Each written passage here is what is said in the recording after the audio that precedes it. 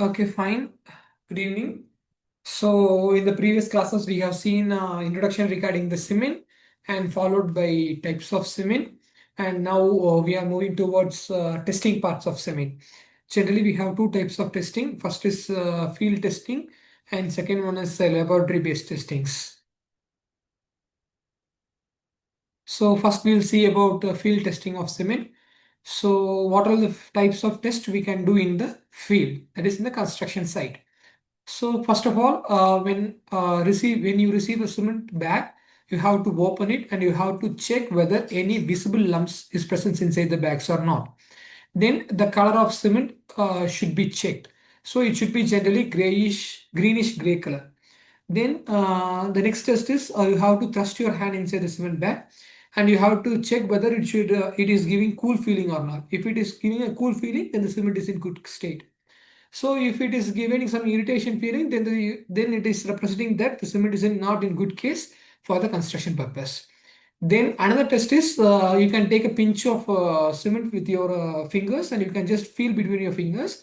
If you found a smoothie feeling, then you can assume that the cement is in good state. Then and the last test is you just take a set of cement, I mean few grams of cement, and mix it with I mean take 100 grams of cement and mix it with water, and you just place this sample in a bucket full of water.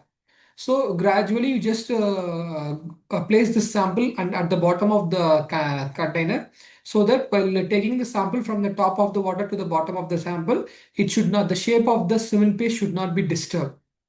Okay, after which you have to wait for 24 hours. After 24 hours, you have to take the cement sample out from the bucket and you have to check whether the shape of the cement is maintained or not. If the shape is maintained, then the cement is in good condition. And at the same time, you can do a compression test to find the strength of the cement samples.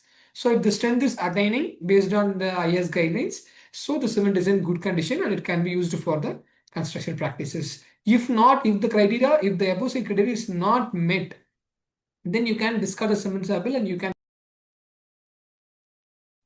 So if the above said criteria was not met by the cement, then cement is not in good state.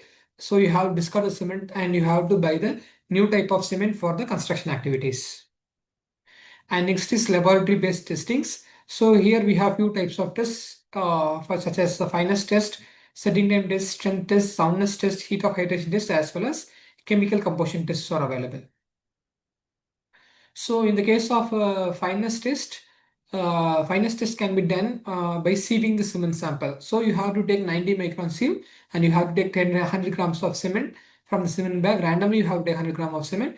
Then you have to sieve it through 90 micron sieve. And if you found any lumps on the sieve, you have to break it with the help of your fingers and you have to sieve it continuously for a duration of 15 minutes. So after sieving, you have to check how many grams of residues are on the top of the sieve, and the residue which is on the top of the sieve should not be greater than 10% for ordinary Portland cement. If it is exceeding 10%, then the cement is not good for construction practice.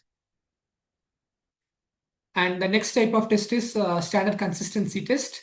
So here you have to use Wicket's mold. This is the Wicket mold's image, this one.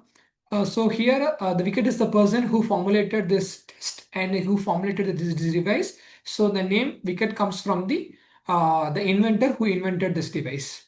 So here what you have to do is you have to take 350 grams of cement and you have to mix, say for example, approximately 24 percentage of by the weight of cement of water you have to take it and you have to mix it and you have to place it in the Wicket's mold. And in the Wicket's mold, two types of devices are available. Say for example, one is plunger and another one is needle.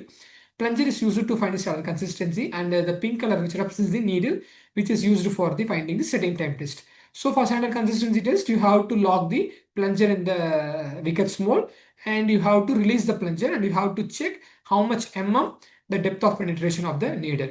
So if the depth of penetration is about 33 to 35 then the cement is then that is the standard consistency. If the standard consistency is not attained, says for example the depth of penetration is not up to 33 to 35 then you have to add additional water.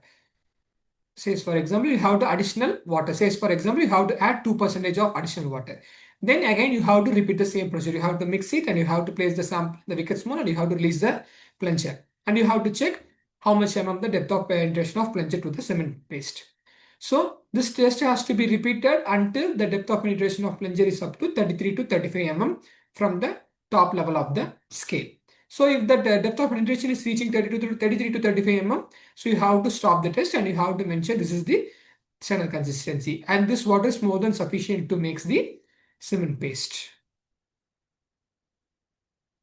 And next is initial setting time. Again, this type of test is also conducted with the help of Pickett's apparatus. Same 350 grams of cement has to be taken, and here you have to take water 0.85 times of P. P is nothing but the standard consistency of the cement paste.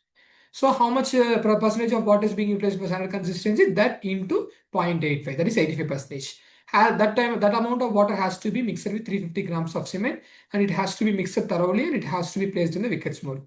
So in the previous case, standard consistency test, we have used plunger, but in this case, we have to use needle. The pink color device which is attached to the this Vickers mold, we call it as needle. So this needle has to be fixed and allow the needle to penetrate to penetrate through the cement paste, and you have to check how much the needle has penetrated from the top.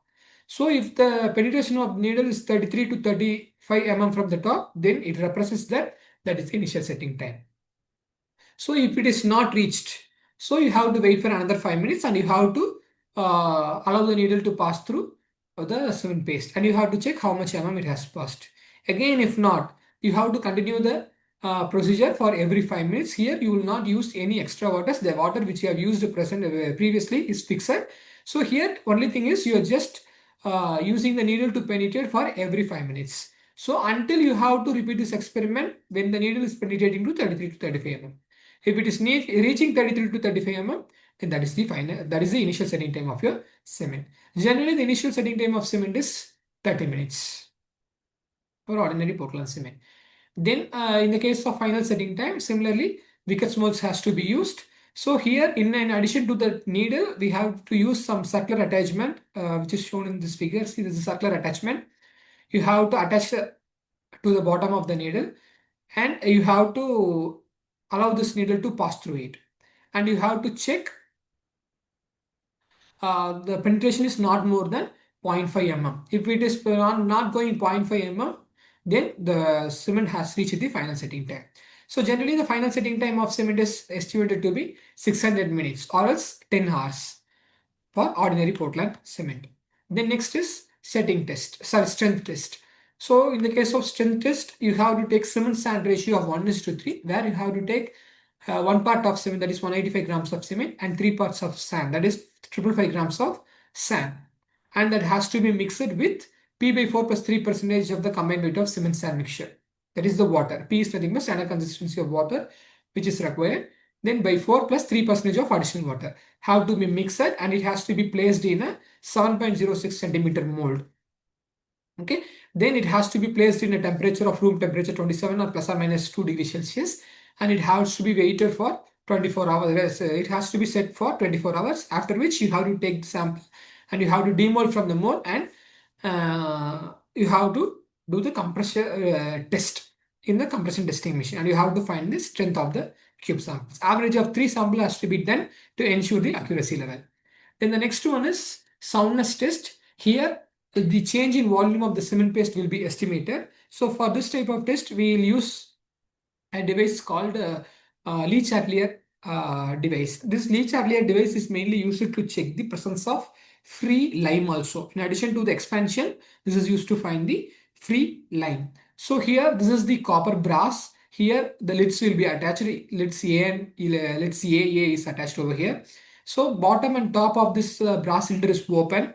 So first of all, you have to place a glass like this, and at the top of the glass, you have to provide this brass cylinder, and you have to mix the cement paste. So for mixing the cement paste, you have to take 0.78 times of water required for the standard consistency. 78% of the P value you have to take the water, and you have to mix the cement with the same water, and you have to place this in this brass hopper, and you have to place the glass on the top of this brass, and you have to place this unit inside a water container. I mean the container which is full of water, and at the same time you have to start heating the water.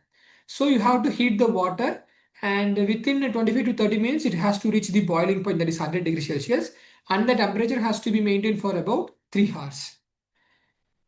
After which you have to take the sample out and you have to cool it, and you have to check how much the needle has extended. So previously the needle will be closely spaced, whereas after boiling the water, the cement tends to expand its volume, and after taking out from the water boiling, you can able to check the expansion of this needle. So if the expansion is grow more than 30 is a 10 for OPC, this sample has to be rejected and you have to get the new type of cement for your project work. Okay, the minimum value of expansion should be of 10 But in the case of expansive cement, it can extend more than 10 The next one is heat of hydration test. Generally, when cement is mixed with water, it has a tendency to liberate large amount of heat. Say, for example, 1 gram of cement has a tendency to liberate 120 calories of heat. That much amount of heat is being generated. Whereas you just assume in the case of mass concrete construction, say, for example, dam construction. So large quantities of large cubic meters of concrete will be provided. So you just assume how much temperature being generated. So difference in temperature at the surface of the concrete and at the core tends to create the thermal incompatibility. As a result, cracking will be taking place. So in the case of dams, if cracking is happen, automatically water seepage will be there, and finally it leads to collapse. So to prevent that one, people used to check the heat of hydration for each batch of cement samples. So actually this is the heat of hydration apparatus in which you will find how much amount of heat is being evolved. So the procedure involved for finding the heat of hydration is nothing but you have to mix the cement paste first, then after which you have to allow the cement paste to set, then you have to place the cement paste in a furnace, the hardened cement paste in the furnace, and you have to set the temperature of 900 degrees Celsius for 1 hour. And after which, after attaining 900 degrees Celsius, it has to be maintained for a duration of 3 to 4 hours. So after that duration, you have to take the sample out and you have to cool the hot sample in a desiccator. And after cooling, you have to dissolve the cement in the nitric and hydrofluoric acid combination. And you have to check how much the temperature is being raised when mixing with the acetic mixtures. So, says for example, after 7 days, the heat of hydration should not be more than 65 calories per gram. And after 28 days, the heat of hydration should not be more than 75 calories per gram of cement. Okay, thank you.